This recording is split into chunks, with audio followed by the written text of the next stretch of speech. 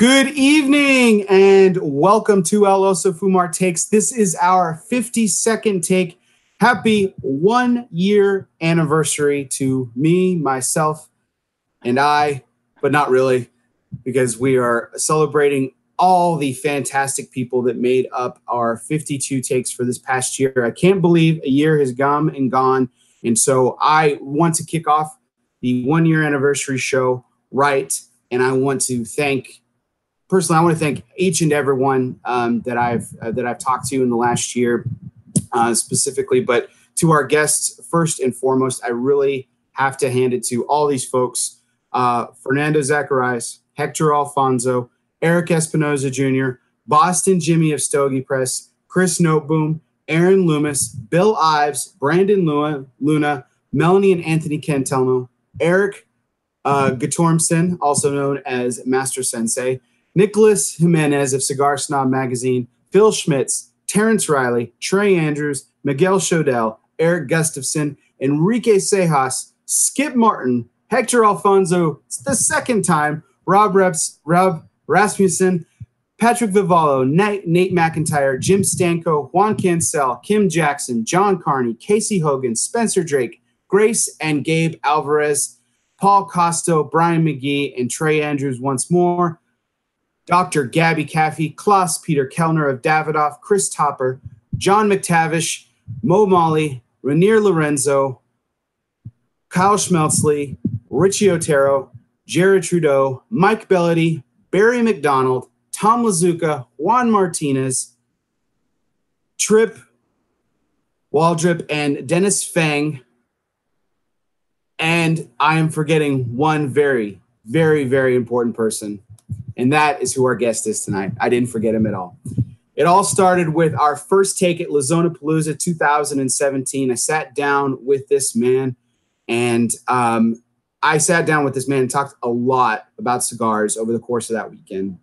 And he may not know this, but he really inspired me to not only start this show, but start this show with him, because there's a story behind my meeting of our next guest for our 52nd take, and I'm going to get into it here in a second. But without further ado, because he's waited so long enough, as this is the longest introduction I've given. So I would like to welcome Mr. Tim Wong of Pier 28 Cigars. Tim, how you doing tonight? Yeah, I was here first. I just want you to I am doing great tonight. It looks like our shared team is doing well right now. So as we're talking, we're keeping an eye on things. Yes. I am looking forward to hanging out with you at Lizonapalooza next week, and I'm glad to see it that you're still doing it.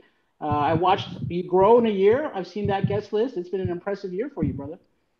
I've had some fantastic guests. The unfortunate thing is I actually will not be making a return to Lizonapalooza this year. I'm sorry. Yes, it's very disappointing. Otherwise, I saw your suggestion in our text message conversation. I would have actually held off the 1 year on it. I was planning on doing it, and the fact that I'm unable to attend this year. I do have a day job. For those people who don't realize this, I do have a mortgage family, and it's not all necessarily all fun and games. But I'm blessed to have the job that I do, and we have our annual member conference this coming week and weekend, and it's something that's been planned out for almost a year at this point, and I'm actually speaking at the conference, so I think they'd miss me just a little bit. Well, I see our first hashtag for Lizonapalooza already. Where's Bear? ? Where's Bear? Oh, nice. Yeah, Where's Juan? The infamous Where's Juan hashtag from last year made its rounds. So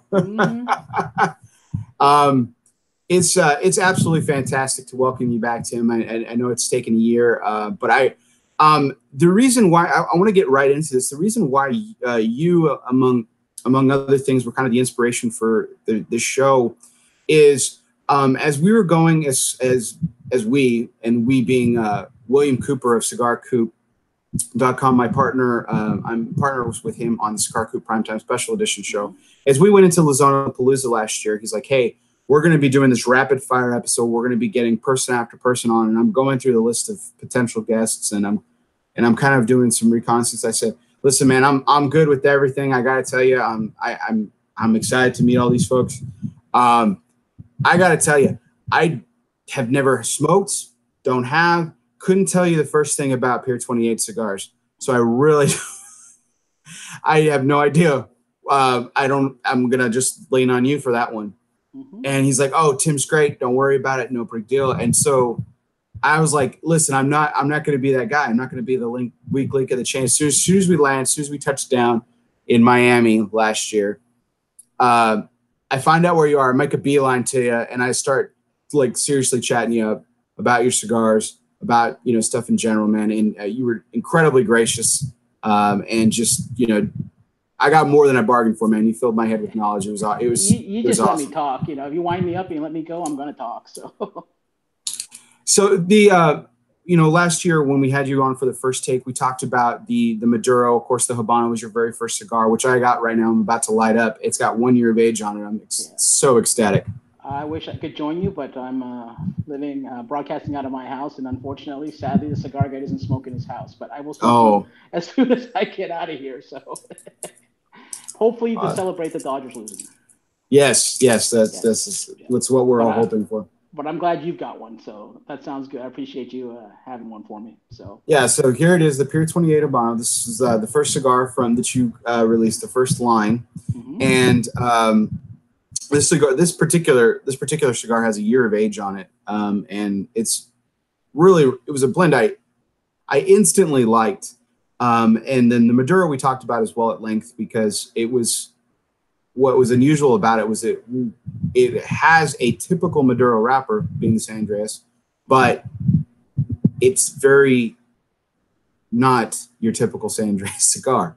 Right. And so you've got a third project that you're working on. Now, has it been officially released yet, Tim? Or it has not. So okay. I don't know if you know. I'm pretty sure most guys know that there's been some, you know, national strife within Nicaragua, and I got caught up in some of the things that are going on there. And obviously, there are bigger things than cigars in general. But you know, we try and balance both. So we did announce I have an Oscuro coming. That was going to be the third blend. I was hoping to have it at IPCPR in July, but you know, due to the circumstances unforeseen, it's going to be probably. It was supposed to be in the next couple of weeks. It'll be probably closer to Thanksgiving, but it's close. So I'm excited, and that just means the cigars will have a little more age on them. They'll be a little bit even that much better when they first hit the shelves. So let's talk about this. So you went from Habano, developing a Habano line to a Maduro. What made you go to the Oscuro? Was it you were searching? You didn't know what direction you were going to go, and you just happened upon this particular wrapper, this particular blend? That's kind of what happened. Originally, the concept was to kind of work on a Sumatra. I love Sumatra. I grew up smoking Sumatra. But when I went down to the factories in Nicaragua and working with Hector, he had cigars for me to try. And, you know, he kept saying, when you're down there, try this, try this, try this. And he had some Sumatra stuff made up. And when I started smoking some of the other things, especially this particular wrapper, I was like, this is, you know, to my palate, a lot more flavorful and something more towards what I'm going for versus in Sumatra. And you know, Sumatra is one of those wrappers it's a very difficult wrapper to work with. So you don't know what you're going to get. And some of the wrapper we got was very dark. It didn't have that kind of color and taste that I was looking for. So as we started trying some of the other things, this particular wrapper, this particular, you know, blend caught my attention, and we started focusing on this. And by the time we were done, this was like, yeah, this is going to be a much better release at this time. So Sumatra's in the future. I know you like Sumatra too. But you know, I'm willing to wait to, you know, it's like anything else. Patience pays off when you get the cigar you want. So it's in the plans, but for now we kind of shelved that project and we went ahead with the Oscuro. And like I said, that tobacco was available. It was ready to go, and so we decided this was going to be the next release. And like I said, you know me, I am a flavor guy. I'm a sweet cigar guy. This was one of the richest cigars that I'd ever tried coming out of Arizona. I was like, this is fantastic. I think that is something that people who are pure fans and, you know, guys who have the similar palates to like myself are going to really enjoy. So fell in love with it, and that's the way. You know, when you have a small company and you're still putting out you know, your initial blends, you kind of fall in love with things, and that's how they come from the marketplace. You know, it's it's interesting about what you just mentioned, that it's the sweetest cigar to ever come out of Lozona. And it's interesting that factories have personas about them. There's different things that certain factories do and don't do, and certain niches that they fall in. What I've found interesting about Lozona, and I've actually talked to Hector about this on this show, is how diverse the portfolio is from a factory scale. You guys have an incredible variation of brands with incredible variation of personality behind them. Juan, Bill, you know, but I mean, you know what I'm saying? Like I mean, you have guys like that, and the personality that they bring to their brand and their identity. And then of course there's Cornelius and Anthony. And then of course, the flagship brand and man behind it, Eric Espinosa and his stuff.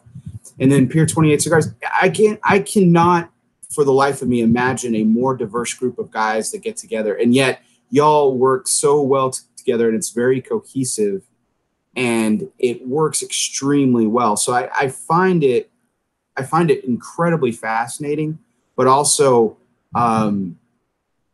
just I don't know how to say this. I just think it's absolutely fantastic how well you guys work together and how you're able to produce such a diverse portfolio. Well, this is part of the reason. You've heard me say this before, but this is part of the reason why I am ecstatic to be partnered with Lozona and to work with this diverse team. Everybody has a contribution, and you can tell by the cigars. Hector is a whiz. It's especially interesting because we don't actually produce our own tobacco. We actually go and we buy stuff on the marketplace. Obviously, it's going to be prepared for us, and so we kind of cull a catalog from a bunch of diverse sources, and that you need to have knowledge of that to figure out, because not only are you just working with your own, but you're working with a lot of different growers, a lot of different farms and countries, and Hector's a whiz at this. So we give them, everybody comes with a concept, and Hector just comes through it pretty much every time. Eric comes in and adds his things. If we need something, he has the ability and the contacts to source tobacco for us. Eric Jr. comes in now; he's part of the team as well.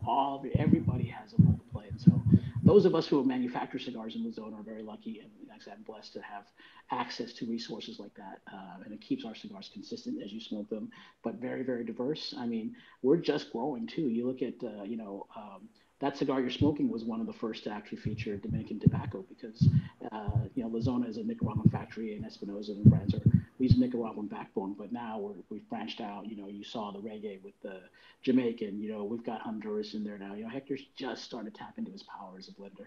He's going to be a monster. I mean, he's already a monster, but he's even bigger one as soon as he has access to more things and more tries, because every day he's coming up with something original. So it's a beautiful thing. It's a beautiful place to be. I think you'll see even more diversity as we grow as a company. Because I think there's something to be said, because I think in a time, despite all the problems with the FDA and other trials and tribulations, I felt like we were just getting warmed up in terms of blend innovation, just getting that creative renaissance that was happening in the cigar industry. And it's great to see people like Hector still chugging along, still going. And the more he's given, and the more opportunities that he's given, and the more different types of tobacco that he has access to and everything, it's only going to get a lot better. And it's the sky's the limit, right? I mean, potentially. Yeah, it's funny, that I rep on the streets, and sometimes you hear a lot of retailers say, "Hey, there's a lot of cigar brands out there. You don't know what to carry," but that's a good problem for, in my opinion, because with everybody out there, especially you have guys like Skip Martin, guys like Steve Saka, Nick, all these guys coming in boutiques. They're pushing the boundaries of what blending is. Sometimes, I mean, me, I've worked for General, I've worked for Rocky, I've worked for bigger companies, and a lot of these guys who are very good at their jobs are set in their ways. They have a process. And sometimes it works and sometimes it doesn't. But if you drink craft beer, it's the same thing. You want to see what else is out there sometimes and what people can do. And sometimes it's great, sometimes it's not. But pushing the boundaries always gives us something new. And I think that's a really good thing for a cigar smoker, to have the ability to draw from a bunch of different brands with a bunch of different philosophies, with a bunch of different palates. That's always going to be good for us. I couldn't agree more. So the question is, so Pier 28 was founded in 2015. This was the inaugural line with it.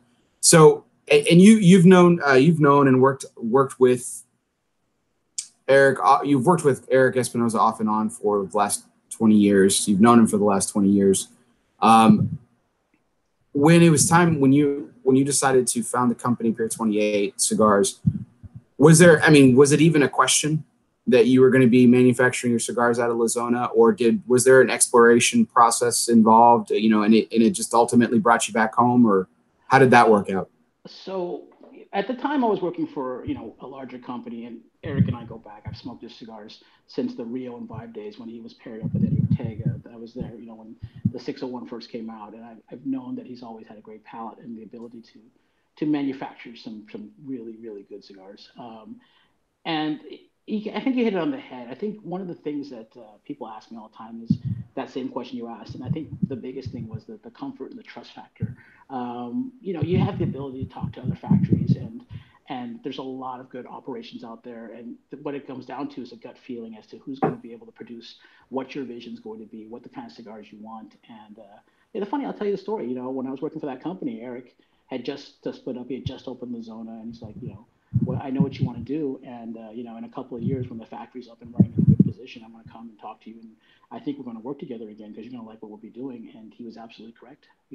I think his operation is top notch. I think he's making some of the best cigars in the market, and it was just a good place to be. The comfort level, the support level that I got, and still getting to this day, has just made it a great place for me to be. Now you told me a story that I thought was really interesting, because I think it's, with every stage that you have in this game, there's different levels of, I think, nervousness or appropriate or kind of surrealism that kind of takes over. I think for me, it's happened in different stages. Like I fell in love with cigars, and the brand that I still love to this day and fell in love with was La Flor Dominicana. And one of the first cigar celebrities that I met was Lito Gomez, and I absolutely had no dignity whatsoever. I was terrible. I was like, my mouth dried up. I felt like a kid in a candy store. And Coop even still gets on me, because he tells me I get, I get fanboyish a little bit, and I get really, really excited because I'm just a passionate individual to begin with. But that's kind of worn off, and there's certain different surrealisms. Now people talk to me, people will say, like, oh, they'll reference the podcast when I'm having conversations and stuff. I'm like, oh wow, you listen, okay. That's a different level of surrealism, and something you brought up that I found really fascinating, considering how the extensive history that you've had in cigars, and just as many people as some of the people that have been around that long. I mean, again, you've been around 20 years. You're going to know pretty much everybody that's in the game today and have great relationships with them. I don't all positive, right? It is. All positive things, man. So hey, listen. The thing that what I was taking from you was that when you said the first time that you had a spot in the booth, and someone came and asked for you, and you're like, oh, they want to talk about X, Y, and Z, and they said no, they want to talk about Pier 28. Talk about that first experience when you're at the trade show for the first time as both rep and owner of Pier 28 Cigars, and someone says, talk to me about Pier 28. Yeah, no, I remember the story you're referring to was when the Habano and the Maduro started. I think it was the second year. The first year it was just that one cigar, so there wasn't it was getting the message out. But the second year when the Maduro came out, then guys started coming up and saying, hey, we want to ask some questions about your cigars. And I would say, hey, Eric's over there. We can set you up. No, we want to come talk to you. It's like, that's when, when people come to seek out and ask questions. I mean, that is a really good feeling. It's like they've come, they've tried the cigars, and now they want to know more. And that's all I can ask, because, it's like, it's a very small production run. It's, it's just me and the Espinosa team talking about it, and guys like you helping me, which is great. But, it's hard to get out there and, with all the different cigar brands to get some attention to it. So when guys are seeking you out, it's just that's like, okay, maybe I've hit on something, and I'm glad to see, because that's all you really want as a cigar maker. You want guys to come by, try your cigars, and go, you know what, you did a really good job. This is something that I could smoke. Yeah, those are the kind of the things that make you feel like, okay, this is what I'm doing it for. And obviously, you want to sell cigars. And like I said, when I grow up, I want to be Rocky Patel. But, for now, I'll take, hey, yeah, I want to ask you some questions. Come on my show, talk about your cigars. Beautiful. I'm happy with that. And man, 1 year of age on this, it is absolutely smoking phenomenal. I got to tell you. And you've got the best size. That Corona Gorda. I mean, you've heard me tell this story, but I love it. I mean, I tried to go against the flow a little bit. I didn't want to do a lot of limited editions and things. I want core lines that people can find regularly. So, so I talked to a lot of retailers. I tried to make, shapes that people can smoke. Everything's, got a Robusto, a Toro. Didn't go too crazy. And like I said, we made regular production sizes, boxes that people can deal with. But that particular size always surprised me. That Habano blend comes in 4 sizes. The Corona Gorda, which you're smoking, 6x46. That's my favorite size. That's why I actually made that size for me. I didn't think I was going to sell because I have a Robusto, a box press Toro, and a 6x60. And I thought those sizes would outsell. And the Robusto does really well, but that size has become a favorite of the people who smoke pure. And it is, without a doubt, I think the most flavorful in terms of complexity and everything. I mean, it's just, Robusto is good too, and the other sizes are good. But there's something about that particular size that just makes it unique. I think that what I really enjoy about this size is that it's everything. It's everything that you want in a cigar. It's like the perfect middle of the road. It's a smaller cigar for guys who like big cigars, and it's a big cigar for people who like small cigars. I like Robustos and Coronas, and so this size is perfect for me. For a guy who wants a quick smoke and normally is puffing down Toros or 6x60s. Yeah, this isn't going to be his go-to, but it's a nice what he would refer to, he or she would refer to as a quick smoke. And so it's still that great alternative, but it's a fabulous size. The wrapper to binder filler ratio on it just absolutely sings on it, and it's really, really, really great with age. I think that actually doesn't work very well for a quick smoke because it's interesting when you smoke that particular size, it grabs you a little differently than everything else, and you kind of go, oh, and you want to sit and think about and focus more. I think people spend more time the first time they smoke that cigar than say smoking the Robusto or anything else because it's interesting to them. It's different, especially if you smoke the other sizes in the line. It does smoke, I think significantly different, and it kind of grabs a hold of you, and you want to sit there and kind of give it some time and see where it's going to go. Like, that's the one that people look at when they smoke it. They kind of go, "What is this?" So it's the perfect size. So speaking of Vitolas, so I'm kind of springing this on you. I want to hear your thought. Again, for the time period that you've been in the industry, you've seen the trends, right? Mm-hmm. You've seen the trends of sizes of different tobaccos that become and go, and you've seen a lot of these trends that we've talked about, over the years when it comes to the cigar industry. Is the Churchill size ever going to make a comeback in your mind? I think so, actually, and I've seen a little bit of the inroads to that as you're speaking. I have then the Maduro. I made a double Corona, which is the traditional Esplendido size 7x47. I think the Churchill kind of, if it's going to make a comeback, needs to be in that 7 to 48 to 7 to 50 range. The 52 makes it a little bit bigger. It's like a big Toro in that sense. And reason for that is, as the smaller ring gauges kind of permeate through and people are finding them, sometimes 44, 46 and Lanceros 40, 38 are too small. But guys will smoke 47, 48, and it's big enough. So, and if you smoke enough of those 47s and 48s, it feels not that much bigger than 46. So it has that Corona feel. It smokes like a smaller cigar, but it has that larger ring gauge feel. I think both large ring gauge smokers and small ring smokers will kind of approach it again because it's that perfect medium. The 7x47 is a phenomenal size. It smokes like a big cigar, but it smokes like a small cigar all at the same time. I've long said that Churchill cigar is kind of one of my dark horse favorites for the Vitolas. I normally smoke smaller cigars. I prefer smaller cigars. I don't gravitate toward. I will smoke a Toro, all the time. I will, I don't gravitate towards it. The 6x60 really isn't my jam. But as I told Tom Lazuka a few weeks ago when I had him on as a guest, is that after I smoked his 70 gauge, and I couldn't believe how much I really, really enjoyed it. Not just like, oh, this is good and I tolerate it. I enjoyed it. Smoking a 60 was never that difficult ever again, but I don't gravitate towards those Vitolas.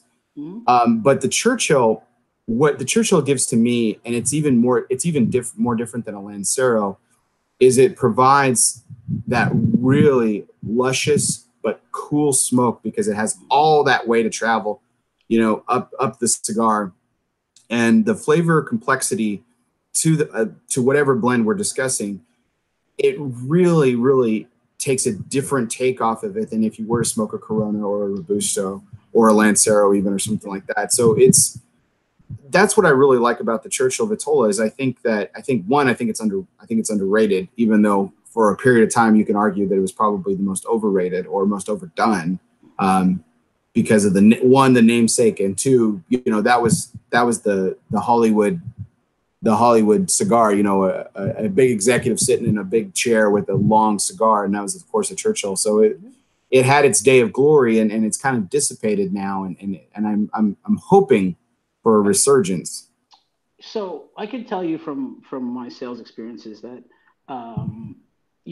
for the longest time when I started, it was always Robusto, Toro, and then either Churchill or Torpedo as the three best-selling sizes. Most of the time, you had one or the other in a line. You didn't necessarily have both. But when the 60 wave started to hit and people started to popularize that size, the Churchill was the one that fell off. They replaced it because, again, most stores will bring in 3 or 4 sizes. They don't usually bring in everything. So they replaced Churchill with 60. And the industry went through, and consumers went through their 60 phase. A lot of guys still smoke it. I mean, like you mentioned, Tom Lazuka does a great business making large format cigars. And Ernesto Perez Carrillo Jr. makes a living on large cigars. It's just slowly but surely, I'm noticing they're coming back. And so at some point, I do believe that both the market will even itself out, and you'll see both sizes available as standard commercial sizes, because there are fans in both camps. But yeah, you're right. Churchill did go through a phase where people just kind of went away from it, and like anything else, if you smoke long enough, you're going to come back to everything, come back to something eventually. So everything comes back. It's all cycle. Did you ever? I mean, I know you must have had several 60 gauge or pluses in your day.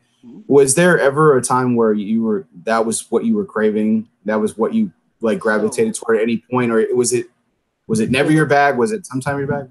No. So I will tell you a story. I mean, Rick Rodriguez from CAO is a friend of mine, and when he launched the Flathead, I remember he was making they were big sizes, except for there was a the carb. You're talking about the blue. Yeah, a Lonsdale and a Robusto. But he came and said, "Look, I know you're not a big range gauge guy, but try my 60." It was box pressed, and he goes, "Look, I tweaked it a little bit. It's designed to smoke slower. It's got some more unique flavors. I think it's the most flavorful cigar in the line." I was like, "No, it can't be." And he goes, "And punch it." And so I did, and I was absolutely amazed and floored. I mean, punch it. And the box press was, made it feel like a 54 ring gauge. I enjoyed it. It was a really cool smoke. Oh my gosh. So actually, the Pier, the Habano you're smoking, I originally wanted to box press my 60 in homage to Rick, because I thought he did a wonderful job with that. The problem is at Lazona is that we just didn't have a mold that could box press 60. So we went with I wanted one box press size, so we went with the Toro because it was just, out of necessity. But I like I said, that was the one time a 60 ring gauge cigar just kind of blew me away a little bit. It's like, this is really, really good. And that format. So I wanted to replicate that. I wanted to steal Ricky's ideas. I would really like to try that. I would really like to try that box, but that is one of the Vitolas in the Habano that I haven't had. It's so I really, in considering it is unique, I'd really like to give that a shot at some point. I know I'll have the opportunity to, and I'm sure it's absolutely phenomenal. But it's interesting when we're talking about trends inside the business and everything. Is there anything I'm kind of putting you on the spot here. I'm taking your experience. It's not. It's often that I get to speak with people who have had the experience in the industry that you do in terms of time, but you have such a unique perspective because you've done, just like very, very much like Eric, you've done virtually everything there is to do in the business. And so it's fast. Is there any trends that you have seen and go and you just thank your lucky stars that they're gone? That's interesting. It's I think maybe that trend that's going bigger than 60 or 70 at some, so guys were making 80s and 90s and 100s. And I think somebody finally said, stop the insanity. They That's still what make it it is. It's for insanity. gimmicks, but it's just not comfortable to smoke that size. 60, even 70. I know guys are comfortable with smoking, even though it's, a little thicker than, we would prefer. But, as long as guys are enjoying it, it's great. But at some point now, can you blend a cigar at 90 ring gauge or 100 ring gauge for flavor? I mean, I don't know. Like I said, maybe I haven't smoked enough in that size. I haven't smoked any in that size Right. to know, but it scares me, So I'm kind of glad that didn't become something, because the last thing I want to do is start making 100 ring gauge peers. But Oh man. that's the way. Um, the other thing always interested in is occasionally, you see it, and the Placencia was the one I just recently saw, the Almaforte that's The pressed Octagon. with Octagon. But Yeah. I worked with Tarano when we made the trilogy for Alec Bradley. That was three-sided. Alec Bradley has a diamond cigar. You have the wave. Those are the kind of things that interest me to see how the market accepts it, because it's interesting. It's good to have something that's different, but is it good for different sake? How's that smoke? So I'm always interested to see that kind of stuff, because it's always interesting to see a different spin on something and see something different. But and I'm glad people are always trying to, again, pushing the envelope is never a bad thing. The question is how the results end up. But trying it, I was very interested when I saw the cigar to see how I was going to smoke the six-sided cigar or the five-sided Octagon, eight-sided. I don't even know. I just saw it. I was like, huh, that's Yeah. interesting. Well, I can tell you I do work in retail, and we sold out very quickly of that Octagon, and Yeah. I had the good fortune to talk to a lot of the consumers that purchased and smoked it. I didn't actually get a chance to try it. I'm excited to, because the feedback has been incredible, and so like now I'm even more excited. And I love the blend. Yeah, the blend's sensational. So it'd be interesting to see how. Excuse me for a second. Battery's gonna die. So let me see if I can get that plugged in for a second. I just want to make sure I'm still online. Okay. All right. So So those are the kind of things, and it's always I like things that are going to make things different, give us a different experience. That's what we're looking for, because when you smoke as much as we do, things that are different are things that are going to kind of grab our attention. Yeah, and certainly something that's got my attention is that we are in the bottom of the ninth now, and I see that. One out. And Chris Sale is actually coming in. Craig Kimbrell's been pitching quite a bit, and so Alex Cora is saying, "I want to end this, and I want to end this right now." So he's bringing in his ace to hopefully potentially close this out. So yeah, one out in the bottom of the ninth, and they got a full count right now on Kike Hernandez. So. You've had this discussion, I'm sure, with Hector, but what do you think about it? As much as you've seen playoff and World Series baseball, and so have I with the Giants. I'm a Giant fan, obviously. How pitching staffs and things are managed, and now you're looking at analytics. You have guys that are not starters anymore, but you have bullpen days that started. You have closing in like this kind of stuff. Well, I'm just curious to know if you think that's better baseball, or is it just something, because it seems so weird to play one way for 162 games and then go completely different come playoff time. That's a really interesting question, and it's funny you're turning the questions on me now. So this is fun. This is what makes the 1 year anniversary show great. Sure. With the potentially game. You asked me way too many questions. So. Yeah, so potentially game winning game here on the line for my team. But the 2 outs. Yeah, he just struck out, right? Yeah. Struck out swing. So Machado. I mean, if you're a Dodger fan, I mean, who do you want at the plate, right? To potentially spark a rally. I mean, that's not him. Justin Turner. If I was a Dodger fan, Justin Turner is one of those really quiet, excellent players. Like, he is scary good, and nobody knows him, really. I mean, they like, oh, the big red beard guy, that guy, that guy's good. And it's interesting how he kind of still is under the radar. But to answer your question,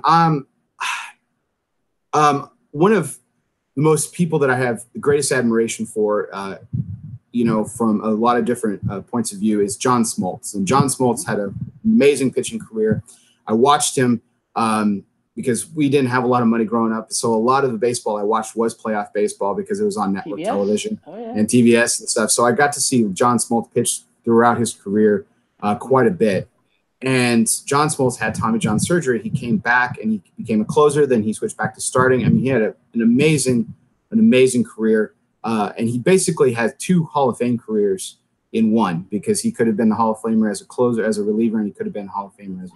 But he chose when he was elected to the Baseball Hall of Fame, he chose that venue, that time, and that moment to not only thank the people that got him there along the way, but to also, as a word of caution, to speak out against the fact that the Tommy John epidemic is something that is running rampant in the world of baseball, and it needs to be stopped. There needs to be breakthroughs in this, that you need to stop paying, and it's over. It's over. Congratulations. Struck out swing. Yes. Right. Whoa. World Series champions, baby. World Series champions. Oh, man. I'm so excited. I'm glad your victory cigar is one of mine. Yes. Yes, it is. Superstitions galore. Absolutely. I was actually gonna wear my Lozonapalooza shirt, and then then all these home runs started coming, and I was like, I'm not changing my shirt. I'm not doing it. So I'm not doing it. I'm not rolling. It is baseball. Oh man, unbelievable, fantastic. Tim, thank you for being here for this moment. And everyone that's tuned in, like, oh, my viewership just spiked right now because everyone wanted to see my reaction. Rewind, check it out. It's awesome. Okay, right. This is fantastic. It was very subdued. He just said it was over. He didn't rub it in too much, Dodger fans. No. Listen, man. We were up 3-1 today, and we ended up closing the series score may have been 4-1, but I gotta tell you, that game 3 was the greatest World Series game that I have ever seen. And that's saying something, because I've seen some great ones. Game 7, Dodgers Houston, that was pretty good too. That was pretty epic. The Game 7, the Cubs winning it too. Mm-hmm. I mean, there have been some epic ones. That marathon was just gripping. Nathan Uvalde and Eduardo Nunez, some of the grittiest, gutsiest performance I've ever seen. And the Dodgers watched all 18 innings of that game. I was there to the end. I was unfortunately there to the end because I was exhausted the next day. Right. Oh man, what a fantastic fan! Man, I think you should take tomorrow off. I feel like I should, but I can't. I got to prepare for that conference I was telling you about. So parade. The work still goes on and stuff. Man, what a sensational moment! And thank you for sharing with me, Tim. But to get back to your question, I don't want to avoid it. I think that what John Smoltz brought to light was the fact that there truly is an epidemic when it comes down to pitching. So it's not, and he's very much said that it's not a pitch count thing, and the pitch count thing has been an obsession now, and now it's becoming even more so, to where it's becoming just an overanalyzed statistic, and that's not the problem. The problem stems back years before. You can't correct it now. You can't correct the body's anatomy now after it's been throwing hundreds and hundreds and hundreds of pitches over. By the time these kids get to the major leagues, they've been pitching for almost 2 decades. Think about that. When they get to the major leagues, they've almost been pitching 2 decades. Mm-hmm. Well, they're scheduling Tommy Johns now. Yeah. Pitching maybe not. But Uvalde's a perfect example. He had it done in high school, and he had it done again in the major leagues. Mm-hmm. But he's still throwing 100 miles an hour. Hitting is the one that, batting is the one that gets me, because especially in this series, in that 18-inning game, again, I watched I'm a National League fan. I watched small ball all my life. I'm yelling at the screen the entire time going, bunt, right? Score 1 run, win the game. Get someone in running scoring position. Joe Buck said it right. So all these guys want to do is they went over the wall. It took them 18 innings to do it. It's like, wait a minute. And all these shifts can be beaten if somebody's teaching these guys how to hit to all fields. Tony Gwynn, right? Wade Boggs, Kirby Puckett. Yeah. You name any hitter you want. 330, 30 home runs, 100 should be the trademark. I mean, it's not anymore. It means Bill Buckner baseball, 240, 200 strikeouts, and 50 home runs. But again, what do you want to watch? Yeah, if you're a baseball purist, what do you want to watch? You can beat the shift. You can beat analytics if you teach a guy how to. Exactly. Yeah. Absolutely. Baseball. And that's going to be the next thing. That's going to be the next trend in baseball is that they are someone's going to figure out how to beat it, and they're and David Ortiz proved plenty of times why you shouldn't shift on him because he hit it so hard he'd hit right through it. So what's the point? Or he could go opposite field. Derek Jeter was a great opposite field hitter, and they didn't really shift against him. But the shift has become obnoxious too as well. The strikeouts are just outlandish. There's a lot. The strike zone is getting larger, in my opinion. I love pitcher's duel, so it really doesn't bother me. I think. Listen, you're in a. I think the hitter has the advantage overall because the pitcher still has to basically pitch around you. He has to be cunning enough and good enough to either strike you out, make you ground out, or fly out. You have more than enough opportunities because you could literally foul off pitch after pitch after pitch, and you could stand up there for 50, 100 pitches, infinite amount, right? As long as you keep fouling them off, you have plenty of opportunity to make one count. And so I think the hitter is an incredible advantage when it comes to the battle, if you will, between pitcher and batter. I think the batter has an overwhelming advantage to it. So I think, you can make the argument that the strike zone is getting larger and pitchers are getting the better end of the stick. But in all honesty, they're still at the disadvantage. I love analytics. I mean, I'm a Bay Area sports fan, so the analytics made the Golden State Warriors champions, right? You look at it that way. So, but again, sometimes for baseball, I'm just like, when did stats like launch angle and exit speed and all that kind of stuff become relevant? So exit velocity is 100% bullshit, Tim. It's 100% bullshit. The hardest hit ball this season was a ground out to shortstop. Yeah. So tell me, why does it matter? It makes it look like a video. It doesn't. It makes it's great entertainment, and I get that they're trying to find things that are entertaining for it, but like honestly, that's something that should, if it is being tracked by major league clubs, it shouldn't be because that's absolutely obnoxious. Who cares how hard a guy can hit a ball? Because it really doesn't matter if he can't do it consistently and hit to the gaps. It's just not going to be effective. But again, I've kind of haven't really answered the question. I think it's a trend. I think the bullpen days, the bringing in your reliever first to go two innings and that it's something that's going to get probably used a little bit more next season.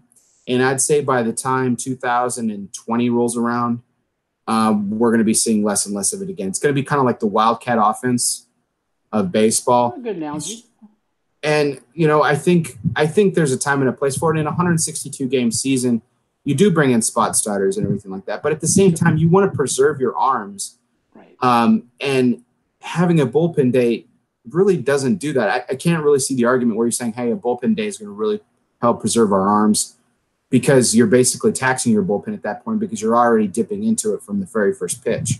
So that doesn't make any sense to me. Whereas if you've got a starter that can give you a quality outing, 5+ innings, 6+ innings, 7+ innings, keep you in the ball game, which is when I say keep you in the ball game, it's 5 runs or less. Now a 5 ERA is terrible. That's not great, but it's serviceable is my point.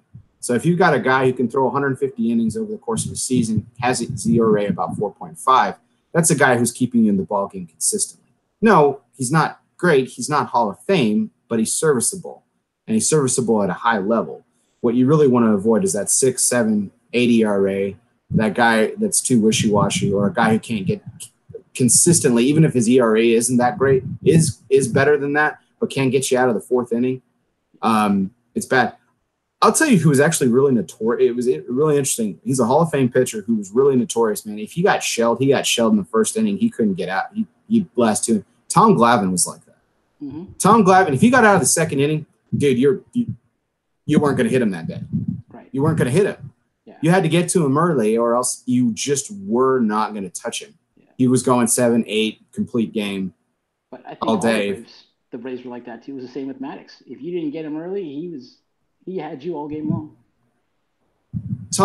Greg Maddux was probably one of the most calculating pitchers that has ever played the game. Because like who would do it. And my dad actually pointed this out. We were actually sitting on a game. My dad would actually stuck a tape in the VCR back when VCRs existed. And we went back and watched this, and he said, watch this. And he would throw a ball to the outside of the plate, and umpire would call it a ball. So he would bring it in just a little bit, throw the same pitch.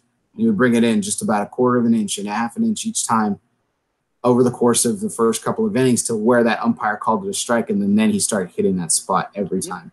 It was just absolutely incredible to watch. And he fought for it too. He knew exactly how to tweak him just to get that quarter inch sometimes. Yeah. And I mean, he had a very favorable strike zone. It's like the Michael Jordan rule, Greg Max is going to get the benefit of the doubt. Michael Jordan is going to get the benefit of the doubt. Some punk kid from Double A is not going to get the benefit of the doubt. Wayne Gretzky, when he was behind his office, nobody touched him. When he skated through the neutral zone, nobody touched him. Exactly. So cool. Should we get back to cigars? That was yeah. So get back on point a little bit here. I'm relaxed now. So with Pier 28 cigars, what is the we talked about the Sumatran project that's been shelved for the time being. But what's is there anything else that you've not necessarily have in the works or something, but something that you're really excited about the potential or possibility to work with? Any particular tobacco? So you can either look at this as being late to the marketplace or waiting out the trend a little bit. But the next cigar in the line is Connecticut. It was always planned that way, but I wanted Connecticut last. I wanted to get stuff that was a little more towards the market palette right now. Most people are smoking, guys who smoke regularly, medium to medium full. I do, and there's a lot of Connecticut on the marketplace, a lot of good Connecticut on the marketplace. That's actually it's a Connecticut renaissance, man. I'm telling you, a chance to smoke a lot of things to see what I want to do. But I think Connecticut will be the next. I think that we do the crema is fantastic. The stuff we do for protocol, the stuff we do for Cornelius, the Connecticut that we do, Hector does is excellent. And so I'm giving him another an opportunity to help me kind of get something a little different. We've already started talking about a little bit. I want to try something a little bit different. We'll see how it goes, and we'll talk about it more as we get there. But we're looking at doing something, just a slight tweak. That's me. I want to do slight tweaks on things. You've heard me say this before, but I kind of like that kind of new old cars, the Camaros, the Vets, something that has an homage to the classic with a little bit of a tweak to it. Make it modern. That's sort of the things that I've been trying to do a little bit. And it may not be much, but just enough to make it different. That's without being completely out of left field. That's kind of the way I like to see it. So, we have some things in mind, and we'll start that process. Hopefully there will be part next year. We'll see where that goes. But the next, announced blend, because when I first started, I had 4 blends announced, and obviously Oscuro replaced Sumatra, but those, Connecticut was supposed to be the next one in the line, and that's where we're headed for 2019. So, I mean, that's really interesting. You bring up the three Connecticut's, the 3 dominant Connecticut's that come out of Lozona. You've got the Crema, the Themis, and the Ariel from Cornelius and Anthony Protocol for the last 2. The is the Crema the most underrated in that group? It's got to be, right? I think so. It's the one that's gotten the least amount of attention, and it shouldn't. The part of the situation is that Espinosa has a very, very full line of cigars, and generally when people ask us for something a little bit milder, you almost always are going to get the L'Orange kind of introduced, because that's our best selling cigar. It's very well balanced, it's smooth, it's creamy. But the Crema, if you haven't had a chance to smoke it, I mean, that cigar is got a lot of flavor. It's Nicaraguan backbone, so obviously it's going to have a little bit of kick to it. But what's amazing about that cigar, if you've ever seen it, is the color and the beauty of that wrapper. The Crema looks like it's a true Connecticut shade from Connecticut Valley. It's blonde. It's got a very smooth surface. It's got all the oils to it, and it's just an amazing quality Ecuador wrapper that he brings. And every time we do an event and I'm with Eric Jr., he points it out, and I'm like, it's right. I got to go smoke one, and I always forget. I got to remind myself how good that particular cigar is, because I don't smoke that much Connecticut, but that particular cigar is out of this world, and it is definitely underrated because yeah, as alpha dog as Eric is, and same with Hector, they're very humble as well. And so they know what they've got, and it's kind of hard for them. Obviously you're going to put in the hands of people sometimes what's the considered the blend with the most hype, or what people know. You want the cigar that is an easy sell, but every time we give somebody a crema, it's amazing what they smoke and what they get out of it. And I think we definitely need to get out there a little bit more, because I think people who are smoking it are missing something in Connecticut if you're not smoking crema. I completely agree with that. The interesting thing about the two personalities that you just mentioned, Eric and Hector, they're so confident in their craft, and rightfully so. But you did mention their humility, and there is a graciousness to them that is, it's certainly not foreign in this industry. There's a lot of gentlemen and women, for that matter, that are exactly like them in that regard. Very talented individuals that are very humble. But at the same time, it's really fantastic to see from these gentlemen what they've been able to do with not only some of those classic flavors like the Connecticut and everything, but then completely going in an opposite direction. You mentioned the Laranja. I think the Laranja actually, I think you hit the nail on the head. The Laranja actually probably not killed, but it's definitely kind of put its foot on the crema in terms of allowing the crema to stand on its own, because the Laranja is the natural gravitating cigar in that portfolio to go to if you're a light-bodied smoker, because it's that perfect mild to medium cigar that's not aggressive at all, but it's incredibly flavorful and it brings a lot to the table. And so anyone can smoke it, whether they're a full-bodied, medium-bodied, or a mild-bodied smoker. Well, the truth is, it's also an easier sell because it's got a phenomenal story behind it. It's got that Brazilian Habano wrapper. It has the Laranja versus the Naranja. It tells the story about the orange, and people worrying about people tasting orange on it just because it or asking questions about it tasting like an orange. So, it's got the pedigree with the top 25 rating from Cigar Aficionado. So, got rigged. That was rigged that year, man. It should have been number one. It should have been number one. I still say he got gypped. Yeah. Still say it. You want to lead best foot forward, so that's almost always we put that cigar first. But crema is not far behind. You're talking a step or two, and basically, if a guy comes at an event or at a shop and tells me I spoke mild to medium, he's going to get from me crema, 601 red, and then the Laranja. I think we have 3 cigars that are in that mild to medium range that are just phenomenal. Well, it's interesting because I had smoked a lot of Laranja and a couple of other blends, a lot of the 601s and stuff beforehand, the La Bamba. There are a lot of different lines from the Espinosa that I had smoked before. But one thing that's been around for a while, and my criteria for my top 10 cigars is that I've had to have smoked it in the last year when I announced my list last year. And a lot of people were surprised by my number 1 cigar, not because the cigar itself, but because the fact that I hadn't smoked it before. Is recent in the last 12 months, and that was the Espinosa Habano, which was my number 1 cigar of the year last year. I remember. And very honored. And what I really love about that cigar in particular is just how incredibly balanced it is. The spice level is instant and sustaining throughout the cigar, and it's one of those cigars that I characterize, and I don't use this word often because it has a negative connotation to it, but it's one of those cigars that's absolutely addicting. I still cannot stop smoking that cigar. I absolutely love that cigar. I smoke it all the time. It's priced incredibly well. And it's priced incredibly easy for the price conscious smoker. And for someone who doesn't have any price consciousness to them, it's a great cigar to dip down and grab a handful of and not think twice about, because it's that incredible. I think both myself and Eric will tell you that's our kind of everyday workhorse cigar. The number 4 cigar, which is rated 92, Cigar Aficionado. It's a straight medium body that everybody can smoke. It's got spiciness to it. It's got creaminess to it. He'll tell you that it's probably in his top 3 cigars. Eric will. He loves that particular cigar. The Habano just works. I mean, you can smoke it whether you're cutting the lawn or having a dinner party. It fits every profile, checks off every box, I think. And it really kind of like when I tell you that the kind of the first thing you blend you fall in love with. You know, really when he launched the company, he had the Habano, the Maduro, and he also had a cigar called Lizona.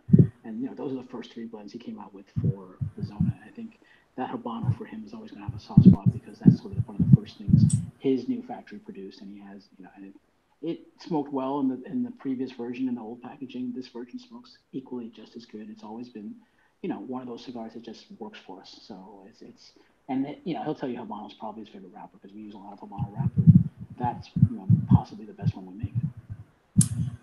You know, we talked very early in the show about how, you know, Hector's getting more and more access to these different tobaccos, and he's incorporating them kind of slowly and making them work at incredible levels. One of the things is, one of the backbones, obviously, of Lizona Cigars is the Nicaraguan tobacco, because Eric's a huge fan of it. And I know he's incredibly strict on the when it kind of goes to deviating from that. You know, the Brazilian Habano was a fantastic find for him, and to be able to incorporate that, him and Hector making the Laranja, blending that particular cigar, was an incredible feat. Like I said just a moment ago, I still feel he got gypped. That should have been the #1 cigar of the year that year. It is that phenomenal and that complex. And interesting enough, the citrus note, it's funny that everyone still comments on the orange part. But I do get a citrus note out of that cigar, but it's not orange. It's lemon zest is what I get out of it. It is citrus, yeah, absolutely. Whether you bake it orange, lime, or lemon, it is still citrus. So the last thing we were going to talk about, we're going to have a little bit of fun. So we've talked a little bit about how the amount of time that you've put into the industry, Tim, and you've done numerous amounts of positions. You've done pretty much everything that this business has to offer. And so the question that I wanted to pose to you was, in the last 10 years, so let's go back your entire, you know, half of your career. Okay. So in the last 10 years, what are some of the, and I'm going to share too. So we're going to kind of do a little bit of sharing here. What are a few of the cigars that you have been the most like impressed with, excited about, that you feel like were perfect for you, or just perfect in general? Like, it's an open-ended question. You can kind of take it in any direction you want. And we talked about some of the shows this year, some of the show cigars this year, and kind of where they fell, also in price point. We'll get to that too. I definitely want to touch on that, because I think that's an interesting point on where the industry is going. But last 10 years, what do you think? What's funny is, you know, you try and track your evolution as a cigar smoker. I got into this business because I was a cigar nerd back in the day, and I smoked as much stuff as I could. I tried everything. But my development's always been, you know,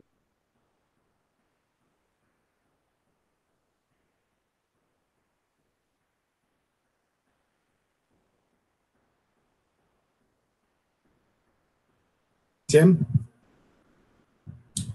This is ELOSOFUMARTAKES, our 52nd take. I'm here in Bear Duplessis, as always, live from the Casa Cueva studios of Euless, Texas. Really excited to be sitting here with Tim Wong.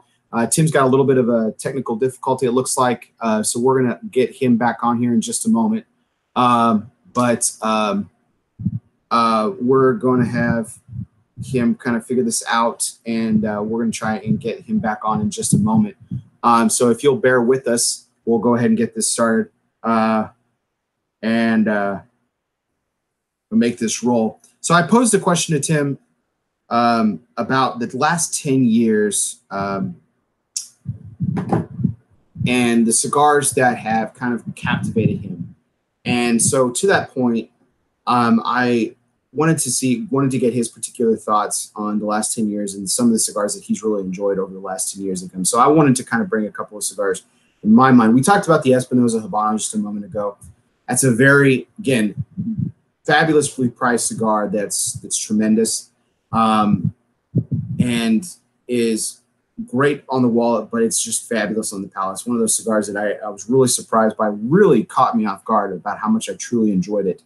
And it was absolutely hands down my favorite cigar last year. Obviously, it was my #1 cigar of the year, but with clarifying criteria. In the last 10 years, we've seen a lot of different cigars, and I think this one barely makes the cut in terms of the 10-year mark. released just a few years ago, but when Antonio Gomez, Leo Gomez's son, got in a little bit more immersed into the business, and he started his hand at some of the blending process. He's done a lot of fabulous things, and his first project, in my mind, was absolutely a home run, and that was the Chapter 1 from La Flor Dominicana. The Chapter 1, to me, I often say when people are in the humidor with me at a retail shop, people are like, hey, you know, what's your favorite cigar? And I hate that question. Not because, you know, I'm not dismissive or, you know, I'm not standoffish about it to the customer. They have the right to ask me anything they want. And it's a valid question, you know, what's your favorite cigar? Because they want to know your recommendation. They want to know what you feel is your very best cigar. And so it looks like we got Tim back. Sorry about that. Yeah. I guess we were talking for a long time and the stupid iPad died, so I apologize. No problem. No problem at all. So what I was saying, I got Tim, I'm getting a little bit of an echo. Is your Bluetooth hooked up to your phone? Yeah, I have my headset on, so is that better? Yeah. Okay. A little bit. So what I was saying that my hold on a second. I'm getting just a little bit of an echo. Hold on, I'm gonna try something. Mm-hmm. Can you hear me? I hear you. Okay. Yeah, I think that helps. Okay. Perfect. So what I was saying that one of the questions that I hate getting in the humidor, and I try not to be rude about it, but the question I get all the time is, what's your favorite cigar? And the patron has every right to ask me that because they want to smoke what I enjoy most, and that's a very valid question. But it's really hard for me to choose. But one of the cigars that I've really enjoyed in the past 10 years, we talked about the Espinosa Habano, of course, but in the last 10 years, I felt the project Lito Gomez's son, Tony, Chapter 1, his very first blend that came out with, was absolutely a home run. When I get asked that question, I'm like, listen, if you want to put a gun to my head, and I'm on a desert island, and I have to pick something that I will smoke forever, you know, it's almost like I guess I'll just pick this one. And it's terrible to say it like that because it's a great cigar and I enjoy it and I'm picking it for a reason. But the fact is, you know, it's one of those cigars in the last 10 years that I've just absolutely hit my palate the right way. It's a full-bodied smoke, but it's got creaminess, it's got richness, the spice is incredible, and it's just a fantastic cigar.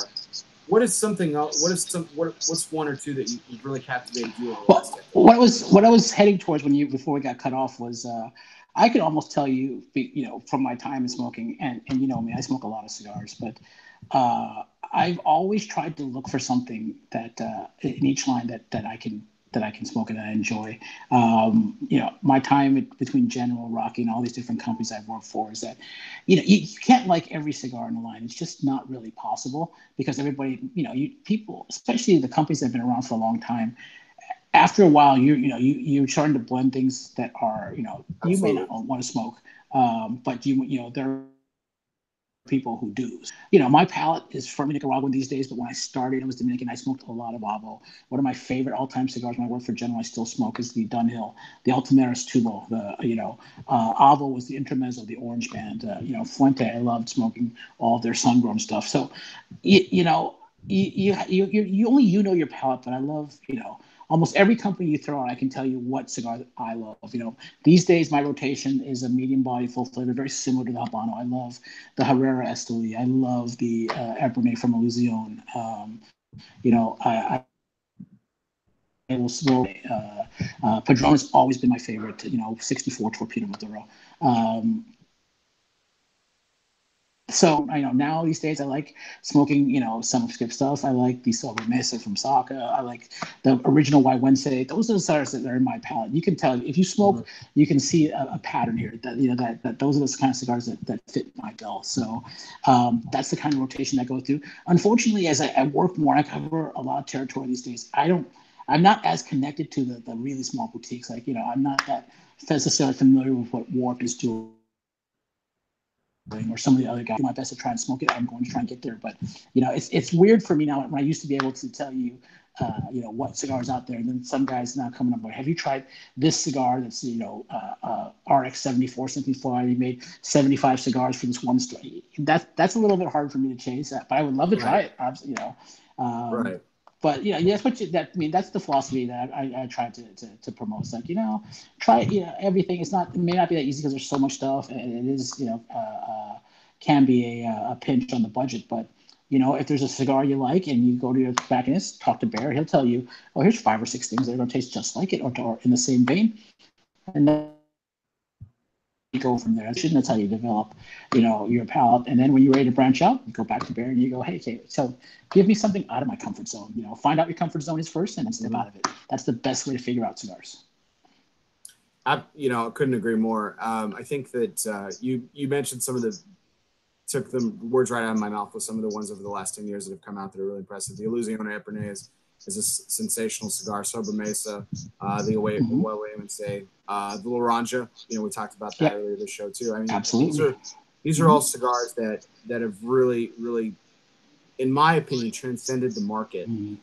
Because at the time, and what Saka and Malilla were known for were those fuller-bodied cigars when they left Drew Estate. And when they started their own companies, Foundation and Dunbarton Tobacco and Trust, respectively, they started where they kicked off with a cigar that was very unlike them or what people knew to be them.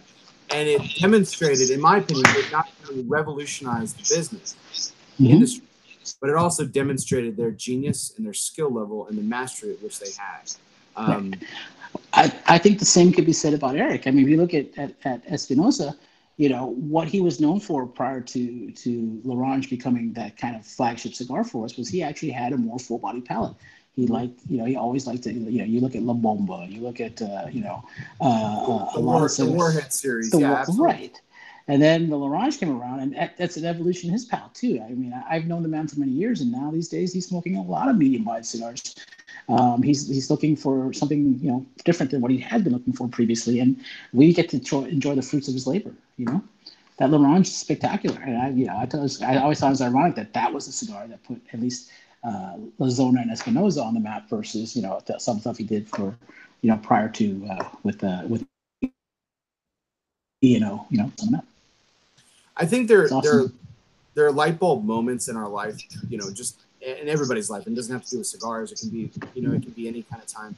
I think as over time will prove, I think the L'Orange will probably be that quintessential light bulb moment for Eric and Espinosa as a brand, and where as it will continue to have success here in the future, that will be the moment. That will be the turning page, whatever you want to call it.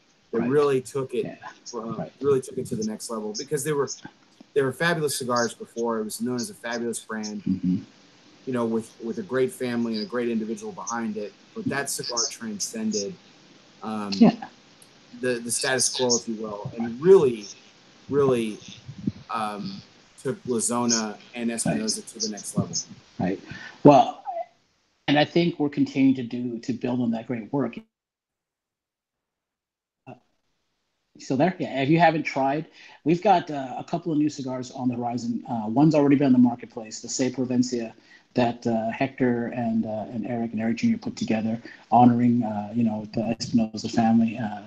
It is phenomenal. I mean, I've heard Hector say this. He thinks it's one of his best blends ever. I have to agree. It hits on every level. So again, we're evolving as a company too, and you can see that the other one is that's just hitting stores is Eric's 20th anniversary cigar. Right. I love both those cigars at the trade show. The 20th has a little bit more kick to it. My favorite thing is it comes in one size only, a Grand Corona, as we call it, 6.5 by 46. Phenomenal, both those things. So I'm very happy with the fact that we continue to evolve as a company. We continue to grow. I think that the reggae, the wasabi, all the things we're doing is we're expanding.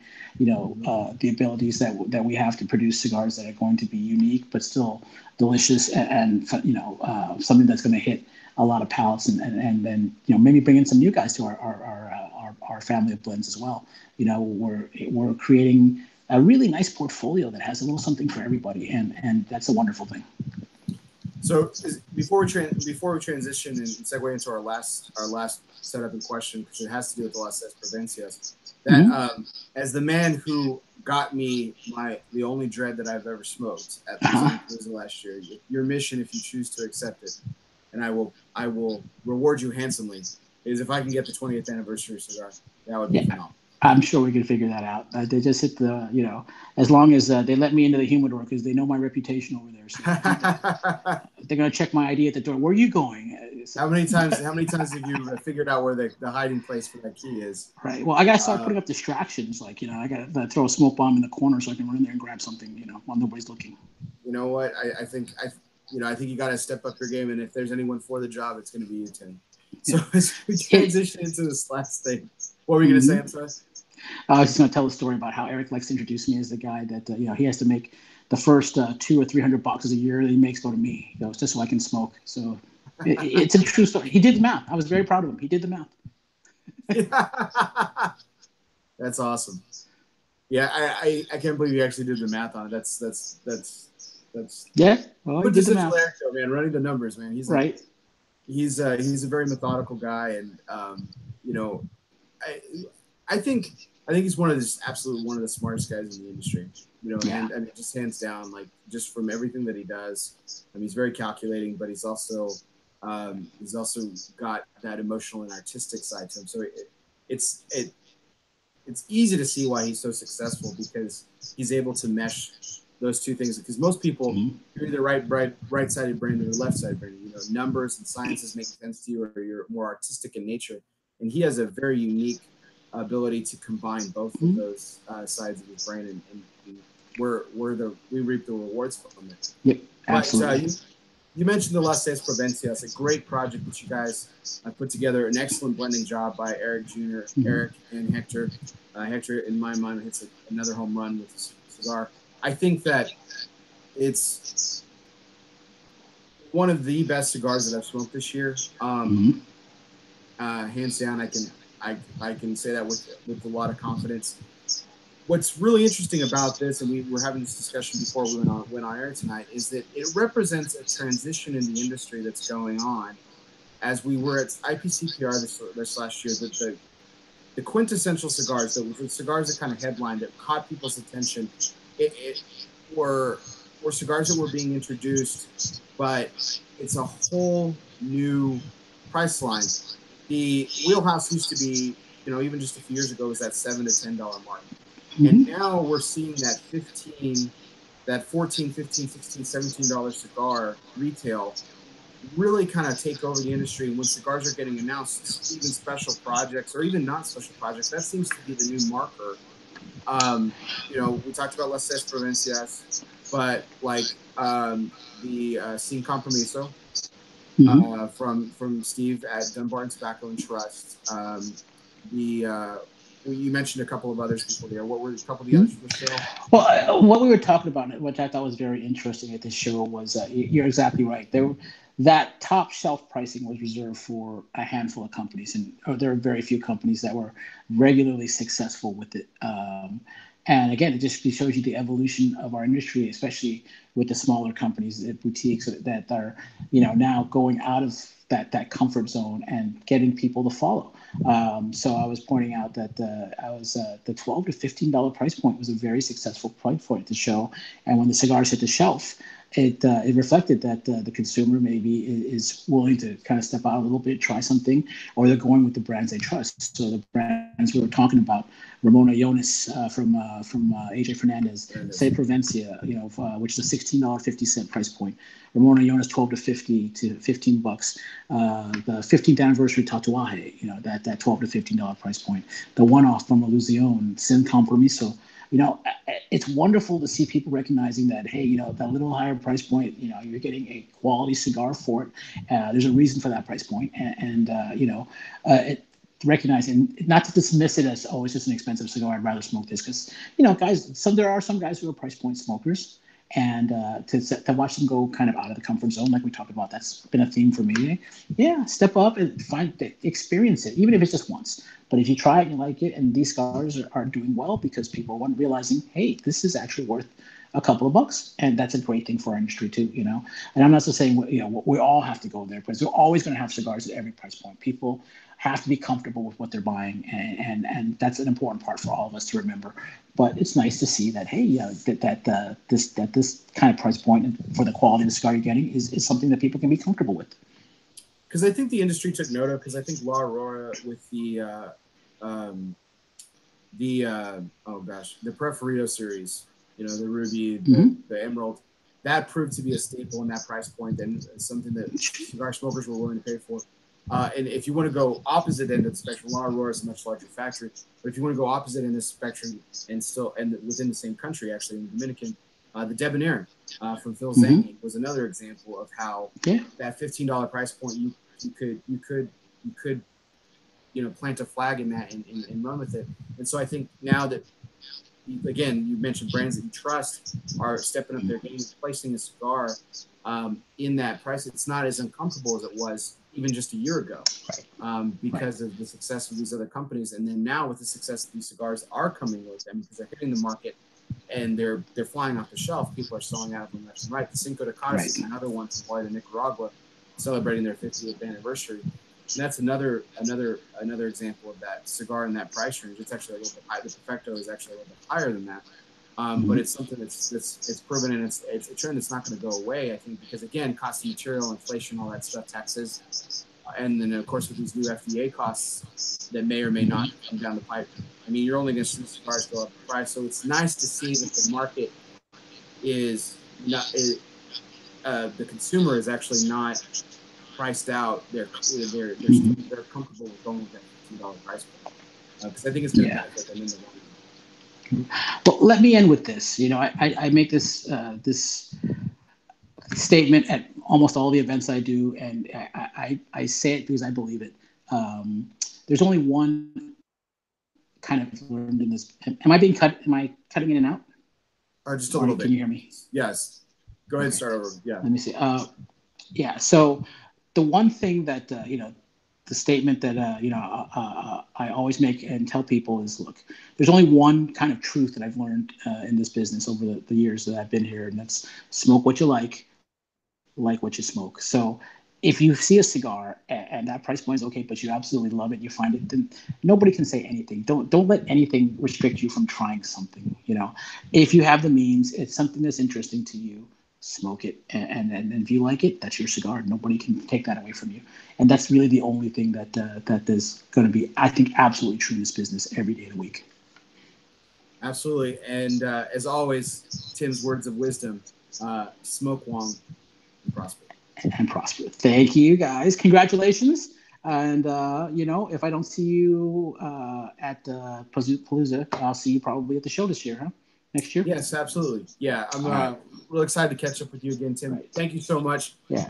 For everyone out there, we really appreciate you guys tuning in. This was our 1-year anniversary show, our 52nd take. Yeah. My name is Barry Duplessis, as always, live from the Casa Cuevas studios of Euless, Texas. Tim Wong has made his second appearance. He was the first take, the very first. No one can take that away from him. And he was on the 1-year show in which the Red Sox took down the 2018 World Series. It was Let's not make it a year next time. All right. I'll hold you to that. And I will make that pact with you right now. So it sounds good to me. And we'll absolutely do this again soon. Thank you so much. All right, everybody out there, thank you so much. Like, shares, comments. Stay tuned to our Facebook page for our schedule of upcoming events. We have a great guest next week for our 53rd take. Year 2 starts off with a bang. Jeff Borshowitz, FSG, and Corona Cigar Company will be live with me. It'll be a fantastic show. You don't want to miss that as well. But for Tim and myself, again, Barry Duplessis, live from the Casa Cuevas studios of Euless, Texas. This was our 52nd take. Therefore, our 1-year anniversary. Happy anniversary to us. And, of course, happy anniversary. We'll see you next time. All right.